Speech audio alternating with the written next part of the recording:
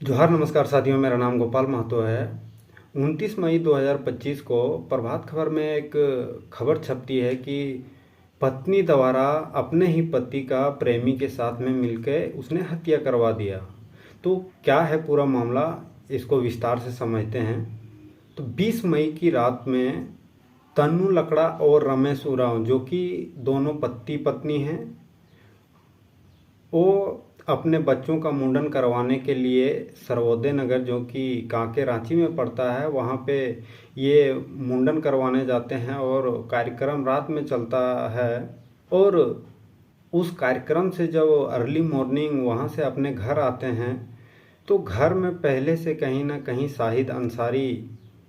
जिस कमरे में रमेश उरांव सोता था, वो पहले से ही था। और जैसे ही दरवाज़ा बाहर से खटखटाया गया रमेश उरांव द्वारा, जब वो घर आए तब शाहिद अंसारी ने रमेश उरांव के ऊपर ताबड़तोड़ चाकू से हमला करना स्टार्ट कर दिया और वो रमेश उरांव वहीं जगह पर गिर गए। और इस दौरान जो उसकी पत्नी है, रमेश उरांव की पत्नी तनु लकड़ा, वो वॉशरूम को चली गई थी। और जो बच्चे थे उनके, जो जिसका मुंडन कराया गया था, जब वो भी नीचे थे तो कहीं ना कहीं वो मुंडन कार्यक्रम के वजह से जो उसके और रिश्तेदार आए हुए थे, वो घर के वो ऊपरे मंजिल में सोए हुए थे। तो उन लोगों के पास में बच्चे जाते हैं और वो बताते हैं कि पापा के साथ में मारपीट हो रहा है, कोई व्यक्ति है जो उन्हें मारपीट कर रहा है। तो फिर वो लोग जब नीचे आते हैं, देखते हैं खून से लथपथ है रमेश उरांव, तो आनन फानन में उन्हें रांची के रिम्स में भर्ती कराया जाता है, जहां पे डॉक्टर उसे मृत घोषित कर देते हैं। और ये जो शाहिद अंसारी है, ये हमला करने के बाद कार से रामगढ़, हजारीबाग, चतरा होते हुए बिहार के गया में वो चला जाता है। चूँकि रमेश उरांव जो थे वो एक ज़मीन कारोबारी थे, तो कहीं ना कहीं लोगों से भी उसका ठीक ठाक संपर्क था। तो ऐसे में लोगों ने सड़क भी जाम किया। जब इस सड़क जाम को लेकर के जब लोगों को आक्रोश था, वो कहीं ना कहीं पुलिस प्रशासन को पता चली, तब पुलिस जो है इसकी तहकीकात करने लगी। और जो शाहिद अंसारी है वो कहीं ना कहीं जब वो बिहार भाग गया था, गया भाग गया था, वहाँ से फिर से अपना घर आया हुआ था। इसी समय पे उन्होंने शाहिद अंसारी को पकड़ा और शाहिद अंसारी ने फिर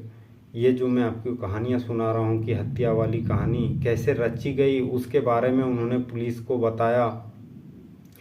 कि जिस दिन मुंडन हो रहा था उस वाली रात में कहीं ना कहीं सतीश बैठा, जो कि शाहिद अंसारी का ही दोस्त है, उसके साथ में लगातार फ़ोन में संपर्क में था। और वो जो रमेश उरांव हैं उनकी कहीं ना कहीं वो लगातार खबरें देता रहा था उसकी मूवमेंट की। और वहीं जो रमेश उरांव की पत्नी है तनु लकड़ा, वो भी शाहिद के साथ में बीच बीच में कॉल पे थी। और जो रूम का चाबी था रमेश उरांव के घर का, जो कमरा था उसका चाबी कहीं ना कहीं उसकी जो पत्नी थी वो शाहिद अंसारी को पहले ही दे दिया था, ताकि ये पहले से ही अंदर में रहे। और वो जब वहाँ से वो मुंडन करा के अपने बच्चों का आए, तब वो इस पर हमला कर दे जान मारने के नियत से। और चूंकि रमेश उरांव जो है एक ज़मीन कारोबारी थे, तो इसी के साथ में जो शाहिद अंसारी है वो काफ़ी वर्षों से जुड़ा रहा था, इसके कार्यों में सहयोग करता था। तो उसका लगातार इसके घर में आना जाना लगा रहता था। और जो रमेश उरांव की पत्नी है तनु लकड़ा, उसके साथ में इसका जान पहचान बढ़ता है और फिर वो अवैध संबंध में बदल जाता है। और जब इसकी भनक कहीं ना कहीं रमेश उरांव को लगती है, तब रमेश उरांव जो है अपनी पत्नी को एक तरह से प्रताड़ित करने लगता है, टॉर्चर करने लगता है। तो ये बात जो है तनु लकड़ा को कि वो जो कर रही है गलत, वो उससे उबर नहीं पा रही है। दूसरी चीज़ है कि उसका पति उसे बार बार उसे टॉर्चर कर रहा है, प्रताड़ित कर रहा है। तब उसके मन में ख्याल आया कि क्यों नहीं इसको ही मार दिया जाए। तो ये थी पूरी कहानी रांची में रांची के जो कांके में घटना घटी, तनु लकड़ा ने जो अपने पति के साथ में किया, जो उसको एक तरह से मौत के हवाले कर दिया या जान से मार दिया, मरवा दिया, तो केवल आज के डेट में अगर हम देखें तो ये ऐसी घटनाएं कांके से नहीं, रांची से ही नहीं, पूरे झारखंड से, इवन अगर देखें तो पूरे देश भर में से ऐसी खबरें आ रही है। तो हमें एज ए समाज कहीं ना कहीं इन बातों के ऊपर भी चर्चा करना पड़ेगा कि आखिर वैसी स्त्रियां या वैसे भी पुरुष अपनी पत्नी के होते हुए भी क्यों एक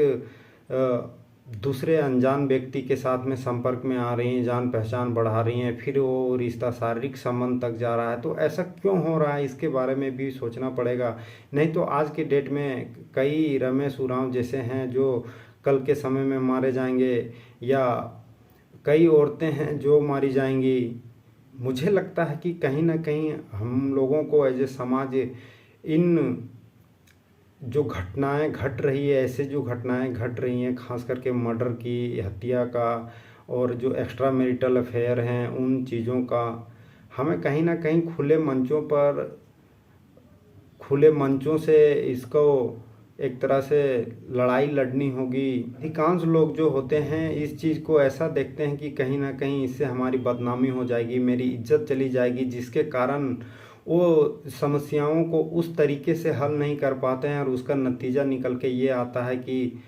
रमेश उरांव जैसे जो अपने परिवार के लिए बेहतर कर रहे होते हैं वैसे लोगों का मर्डर हो जाता है। और अभी उसके पत्नी के हिसाब से भी देखें तो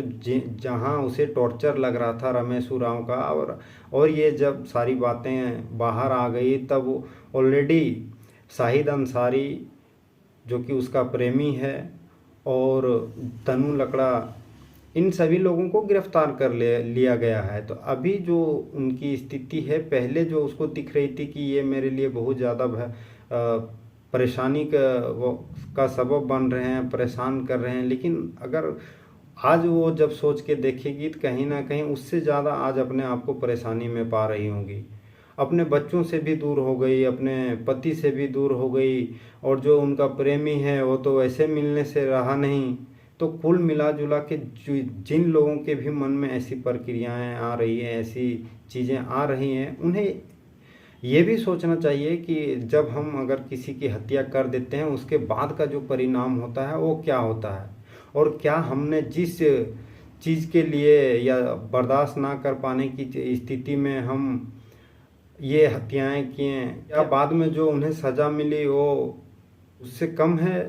या उससे ज़्यादा है। ऐसे मामलों में मैंने पंचायतों में भी कई बार देखा है कि